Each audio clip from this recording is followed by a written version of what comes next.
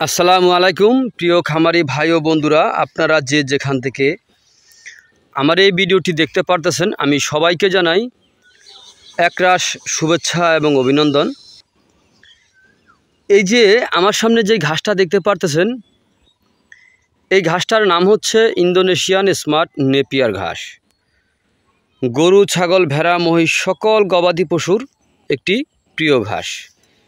এই ঘাসটা একবার যদি জমি চাষ করে রোপণ করা যায়, তাহলে কমসে কম 5 থেকে 6 বছর পর্যন্ত আপনি এই ঘাসটি গরু ছাগলকে খাওয়াতে পারবেন। পাতাযুক্ত, নরম, রসালো, স্বাদযুক্ত এই ঘাস ইন্দোনেশিয়ান স্মার্ট নেপিয়ার ঘাস বর্তমান বাজারে বাংলাদেশের সেরা ঘাস।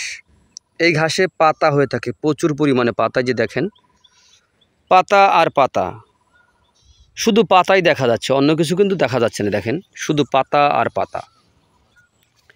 এই পাতাযুক্ত ঘাস যদি আপনি গরু ছাগলকে খাওয়াতে চান, তাহলে অবশ্যই পরিপক্ক কাটিং রোপণ করতে হবে। আর এই কাটিংটা আপনি কোন জমিতে রোপণ করবেন? দেখেন, দেখা যায় এই ঘাসটা আপনার জোয়ারের পানি, বৃষ্টির পানি হচ্ছে আবার চলে যাচ্ছে, এরকম জমিতে আপনি রোপণ করতে পারবেন। অথবা একেবারে ডাইরেক্ট যেই ডোবা বালি দিয়ে ভরাট করা হয়, বালির জমিতেও আপনি এই ঘাসটা রোপণ করতে পারেন। কারণ এই ঘাসটি আপনার যে কোনো মৌসুমে রোপণ করা যায়। আর এই ঘাসটি আপনার যে কোনো জমিতে আপনি রোপণ করতে পারেন। এঁটেল মাটি, বেলে মাটি, দোআঁশ মাটি অথবা ছোট ছোট পাহাড়ের টিলায়ও আপনি এই ঘাসটি রোপণ করতে পারেন।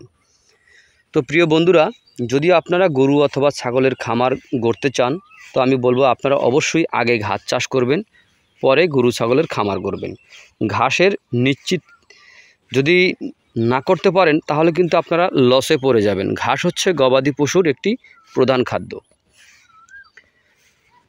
তো যাই হোক, আপনারা যে যেখান থেকে আমার এই ভিডিওটি দেখতে পারতেছেন, যদি আপনাদের কাছে আমার এই ভিডিওটি ভালো লেগে থাকে, তাহলে আমার চ্যানেলটিকে সাবস্ক্রাইব করবেন।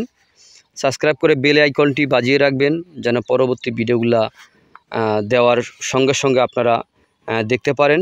এই যে দেখেন, তার ফাঁকে আরেকটু কথা বলি। এই যে দেখেন, এই পাশে যে দেখতে পাচ্ছেন বড় যে ঘাসটা, ওই ঘাসটা কিন্তু আমরা কাটিংয়ের জন্য রেখেছিলাম। তো এই যে দিক থেকে কিন্তু কাটতে কাটতে আমরা ওদিকে যাচ্ছি, আর ওদিক থেকে কিন্তু হচ্ছি। দেখেন, প্রচুর পরিমাণে ঘাসের কাটার পরে কিন্তু প্রচুর পরিমাণে কিন্তু অঙ্কুর বের হচ্ছে।